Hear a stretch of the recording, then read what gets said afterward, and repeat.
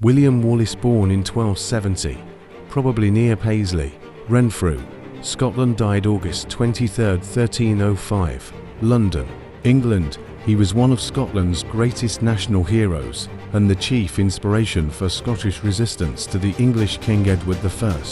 He served as guardian of the Kingdom of Scotland during the first years of the long and ultimately successful struggle to free his country from English rule. Wallace was the second son of Sir Malcolm Wallace of Elderslie in Renfrewshire.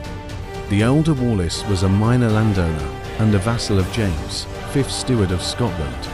In 1296, King Edward I of England deposed and imprisoned the Scottish King John de Balliol and declared himself ruler of Scotland. Sporadic resistance had already occurred when, in May 1297, Wallace and a band of some 30 men burned Lanark and killed its English sheriff. Joined by Sir William Douglas the Hardy, Wallace next marched on Scone, drove out the English justiciar, and attacked the English garrisons between the rivers Forth and Tay. The Scottish steward, Robert the Bruce, later King Robert I, and others now gathered an army, but it was forced to surrender at Irvine by Sir Henry de Percy and Sir Robert de Clifford, July 1297. Wallace, however, remained in action with a large company in the forest of Selkirk. According to a contemporary report made to Edward, failed to bring Wallace to terms outside Stirling. And, on the morning of September 11, 1297, the English began to file across the narrow bridge over the Forth, Wallace and Murray, in a position northwest of the Abbey Craig, held back their troops until about half the English had crossed. Wallace laid siege to Dundee, but abandoned it to oppose, with Andrew de Murray, an English army that was advancing towards Stirling under John de Warenne, Earl of Surrey. They then attacked with such sudden fury that almost all who had crossed were killed or driven into the river and drowned. Surrey, with the rest of his army, retreated hastily, having first destroyed the bridge, but the Scots crossed by a ford and pursued them. With only a small following, Surrey escaped to Berwick and York.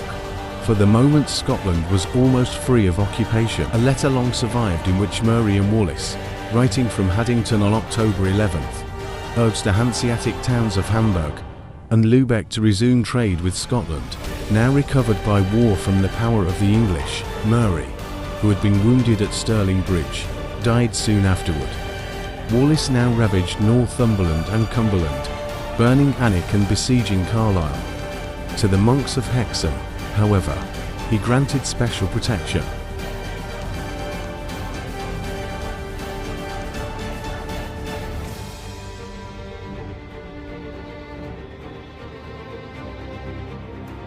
Battle of Falkirk. Upon returning to Scotland early in December 1297, Wallace was knighted, it is not known by whom, and was elected or assumed the title of Guardian of the Kingdom. In the name of King John de Balliol, then a prisoner in London, Wallace set himself to reorganize the army and regulate the affairs of the country. He seems to have acted wisely and vigorously, and to have been supported by Bishop Robert Wishart of Glasgow, the steward's brother Sir John Stewart, Sir John Graham of Dundaff, Sir John Comyn the Red, Robert the Bruce, and others. Some nobles, many of whom had English estates and hostages in Edward's hands, were only lukewarm to Wallace's leadership. His position depended entirely upon his success on the battlefield. Early in 1298, Surrey returned and relieved the English-held castles of Roxburgh and Berwick, but by Edward's orders advanced no farther. Edward himself crossed the Tweed on July 3rd and moved towards Stirling with a strong force of heavy cavalry, a body of archers, and Irish and Welsh auxiliaries. Wallace retreated slowly, wasting the country behind him, so Edward's force could not resupply itself on the march. Edward, with his army half-starved and mutinous, was on the point of retreat when, early on July 21st near Kirkliston, he learned that Wallace was awaiting him near Falkirk. Edward advanced and on the following day found Wallace on a carefully chosen sloping ground, his front protected by a small river. The English cavalry, having with some difficulty crossed the river and the adjacent marshy ground, launched repeated charges on the four schiltrons, circular battle formations, of Wallace's spearmen. They drove off the field the small body of Scottish horse under Comyn, but made no impression on the schiltrons and suffered considerable losses. The archers, however, now advanced, and their deadly volleys soon broke up the spearmen's ranks, and further cavalry charges turned them to flight. The archers, however, now advanced, and their deadly volleys soon broke up the spearmen's ranks, and further cavalry charges turned them to flight. Thousands of the Scots were slain in the pursuit, and among the dead were Sir John Stuart and Sir John de Graham. Wallace retired northward with the survivors, burning Stirling and Perth as he went. Edward, unable to maintain his forces in Scotland, returned south, reaching Carlisle on September 8th. His military reputation ruined, Wallace resigned the guardianship in December 1298 and was succeeded by Bruce and Comyn. Capture and execution. There is some evidence that Wallace went to France in 1299 and thereafter returned to Scotland to act as a solitary guerrilla leader, but from the autumn of 1299 nothing is known of his activities for more than 4 years. The rebellion he had led nevertheless continued until 1304, at which point most Scottish nobles submitted to Edward.